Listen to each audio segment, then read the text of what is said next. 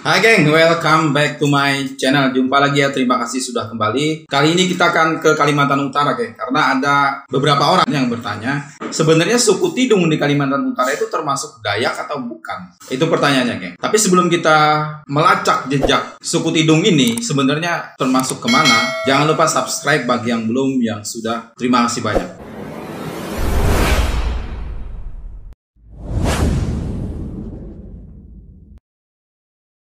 Oke geng, suku Tidung ini sebenarnya merupakan suku yang tanah asalnya itu berada di bagian utara Pulau Kalimantan geng. Jelas Kalimantan Utara. Kemudian suku ini juga sebenarnya merupakan anak negeri di Sabah. Jadi merupakan suku bangsa yang terdapat di Indonesia, juga ada di Malaysia, di negeri Sabah khususnya. Oke, langsung saja kita cekidot.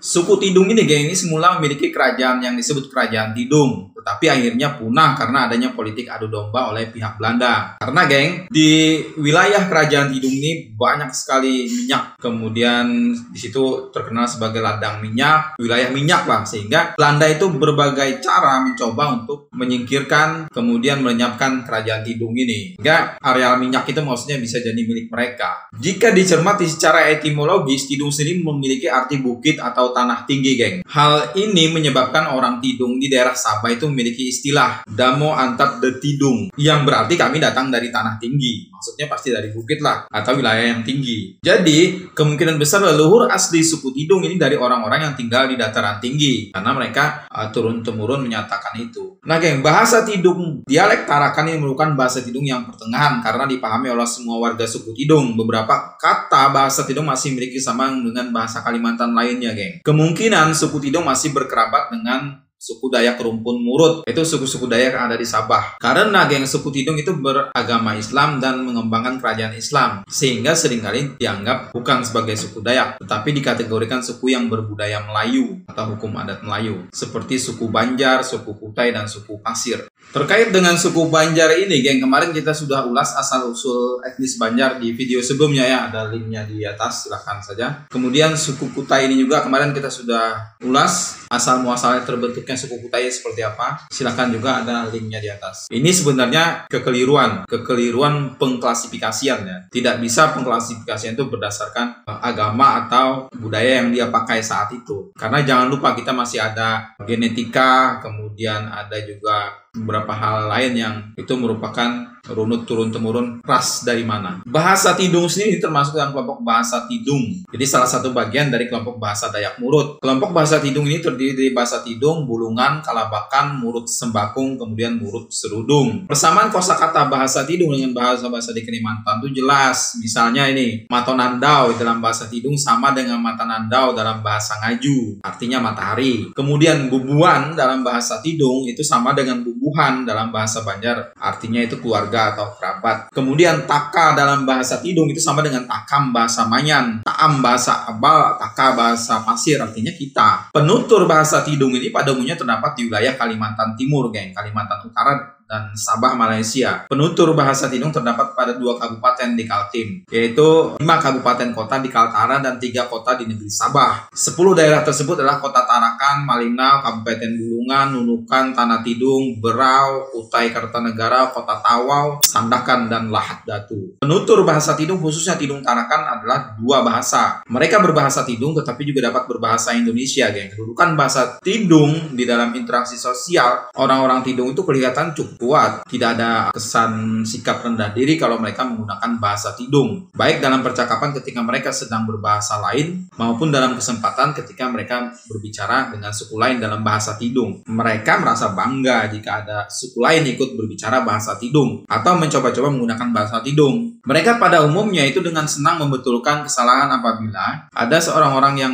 bukan asli bahasa Tidung itu mencoba berbahasa Tidung. Jadi geng, suku Tidung ini banyak bergaul dengan berbagai suku lain seperti orang Bugis, Banjar, Jawa, Bulungan, dan etnis Tionghoa. Mereka ini sangat terbuka. Oleh karena pergaulan ini geng, kita kemudian lanjut. Mereka banyak yang menguasai bahasa-bahasa suku lain. Akibat pergaulan ini banyak terjadi peminjaman kata-kata daerah lain geng yang terserat dalam bahasa Tidung. Hal yang sama tentu saja juga terjadi dalam bahasa Indonesia yang menyerap bahasa lain. Akibatnya adalah terjadinya intervensi bahasa lain, khususnya bahasa Indonesia, ke dalam bahasa Tidung, geng. Bahasa ini juga dapat diinteraksikan di seluruh Nusantara. Bahasa Tidung ini punya beberapa dialek sebenarnya, dan bahkan juga punya subdialek. Jadi selama ini telah ada beberapa pendapat tentang jumlah dialek bahasa Tidung ini. Seperti yang disampaikan oleh Stord, yang menyebutnya ada 5 dialek bahasa Tidung, yaitu dialek Tarakan, Sembakung, kemudian Penjangan, Sedalir, dan Tidung Sungai Sembakung. Beach itu mengidentifikasikan 4 dialek, geng. 4 dialek, yaitu Tidung Tarakan, Bulungan, Nunukan, dan Sembakung. Sedangkan Prentice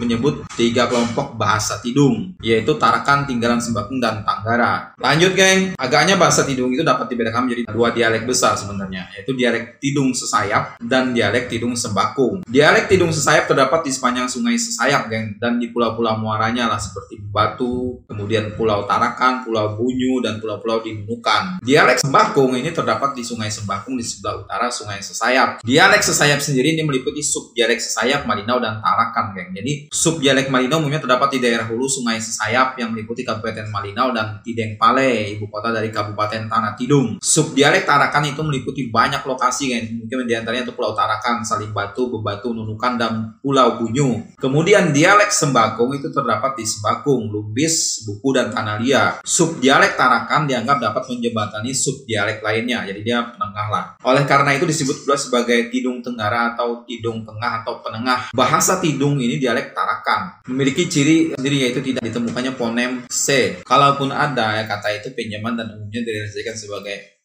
S. Cilik Riwut, mantan gubernur Kalimantan Tengah, itu menjelaskan dalam Maneser Pana atau Tatu Hiang atau menyelami kekayaan leluhur bahwa suku Tidung ini merupakan subsuku dari suku Dayak Murut, ya. Jadi salah satu dari 7 suku besar yang mendiami bagian utara Kalimantan bagian timur. 6 suku besar Dayak lainnya adalah Dayak Ngaju, Apokayan, Iban, Klemantan, Punan, dan Otdanum. Suku Tidung sendiri terbagi-bagi menjadi 10 suku kecil sebenarnya. Jadi, geng, peneliti Balai Arkeologi Banjarmasin itu menyebut suku Tidung ini bermukim di wilayah pesisir. Kendati namanya diambil dari kata tiding atau tideng, artinya gunung atau bukit. Nama ini sendiri itu menggambarkan kalau suku Tidung itu berasal dari daerah hulu atau daerah pegunungan di wilayah Kalimantan, sisi utara timur atau timur laut. Dalam tulisan Balai Arkeologi Banjarmasin, terbit di jurnal Naditira Widya, suku Tidung ini punya gerakan yang dinamis. Mereka pindah dari pedalaman Kalimantan, Kabupaten Tanah Tidung, hingga ke Malaysia, geng, Melinau, mendekati pantai di Nunukan, Tarakan, dan Brau. Kedinamisan itu menurut Balai Arkeologi Banjarmasin membuat suku Tidung ini membuat banyak pengaruh dari luar tentu saja. Jadi yang arkeolog Balai Arkeologi Banjarmasin dalam tulisan di Naditira Widya itu menyebut bahwa suku Tidung ini berpindah melalui sungai Sesayap atau sungai Malinau ke daerah hilir dan mendiami pesisir juga pulau-pulau kecil di sisi timur Kalimantan lainnya. Jadi perkiranya mereka sudah meninggalkan tempat asal itu hampir 100 tahun yang lalu, geng. Karena sudah banyak cerita leluhur yang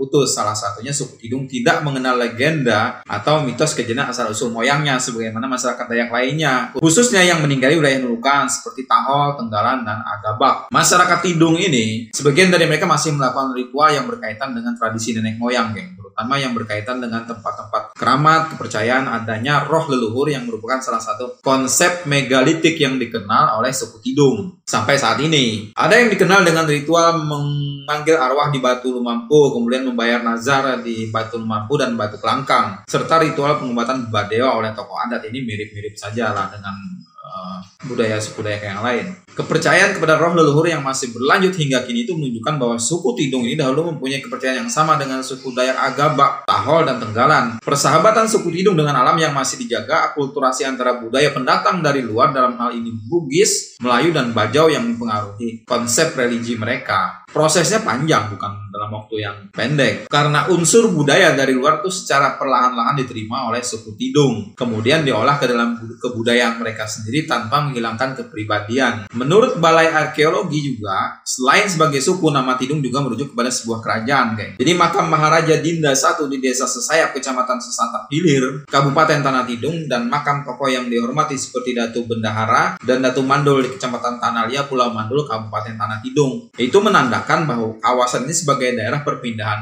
awal orang Tidung. Kemudian mereka berdomisili di sana dan membentuk suatu institusi tradisional. Kerajaan ini kemudian terbentuk dari aktualisasi hegemoni yang berasal dari komunitas masyarakat yang berlatar belakang suku Tidung. Jadi geng, ada kemungkinan mereka terpisah dari keluarga suku induknya, yaitu suku Dayak Murut. Institusi yang terbentuk inilah yang dipercaya berupa kerajaan kecil. Secara tradisi komunitas ini berdiri sendiri, kemudian dikuasai oleh Kesultanan Bulungan yang mendapat pengakuan dari pemerintah kolonial Hindia Belanda waktu itu. Secara formal, Islam hadir ketika Kesultanan Bulungan itu menguasai Tidung, geng. Khususnya pada masa pemerintahan Sultan Muhammad Alimuddin, yang ditandai dengan datangnya seorang ulama dari Arab yang singgah dahulu di Demak. Ulama yang melakukan Islamisasi ini dikenal sebagai Said Abdurrahman bin Faqih. Selain bin Faqih, beberapa ulama lain ikut mendekatkan suku Tidung dengan Islam. Buktinya apa? Adanya makam penyiar agama Said Ahmad Maghribi di Desa Salimbatu, Kecamatan Tanjung Palas, Kabupaten Bulungan. Letaknya di lereng tebing, di sebelah barat aliran Sungai Pimping yang bermuara di Teluk Sekatak. Berdasarkan angka tahun nisan itu, ulama ini wafat pada tahun 1832,